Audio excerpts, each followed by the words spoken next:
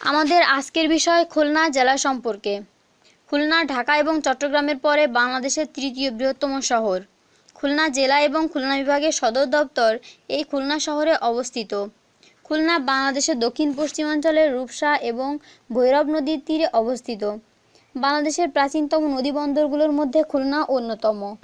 খুলনা বাংলাদেশের অন্যতম শিল্প ও বাণিজ্যিক এলাকা হওয়ায় খুলনাকে শিল্পনগরী হিসেবে ডাকা হয়।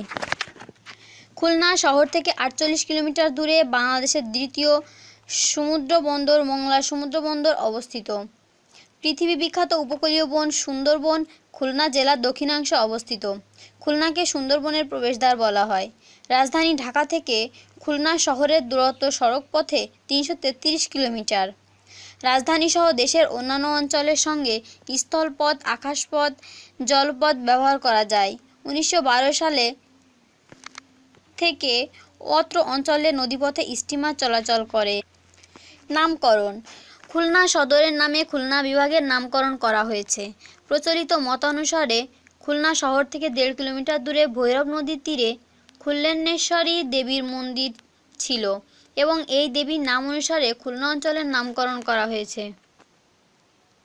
মেট্রোপলিটন থানা: দৌলতপুর থানা, খালিশপুর থানা, খান জাহান আলী থানা, সোনাডাঙ্গা থানা, খুলনা সদর, লবণচড়া থানা এবং আড়ংঘাটা থানা। গ্রীষ্মকালে খুলনার আবহাওয়া কিছুটা আর্দ্র এবং শীতকালে মনোরম। খুলনার বার্ষিক গড় তাপমাত্রা ২৬.৩ ডিগ্রি সেলসিয়াস এবং মাসের তাপমাত্রা জানুয়ারিতে ১২.৪ ডিগ্রি সেলসিয়াস এবং মে মাসে ৩৪.৩ ডিগ্রি সেলসিয়াস এর মাঝে থাকে। খুলনায় বার্ষিক বৃষ্টিপাত ১,৮০৯.৪ মিলিমিটার। বছরের মোট বৃষ্টিপাতে ৮৭% সংঘটিত হয় মে এবং অক্টোবর মাসের মাঝামাঝি সময়ে।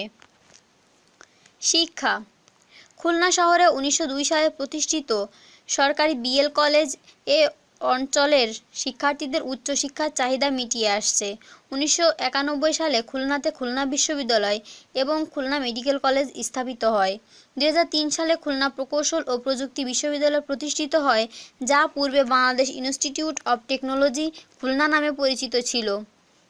এছাড়া Azam Khan commerce college, Majid memorial city college, Sundarban college, Shahpur Madhugram college, Khulna public college, Pallimangal boys ও গার্লস স্কুল, খুলনা জেলা school, coronation girls school, pioneer college, pioneer school, Mannujan school, rotary school, saint Joseph school, saint Xavier's school, Khulna collegiate school, Iqbal Nagar girls school.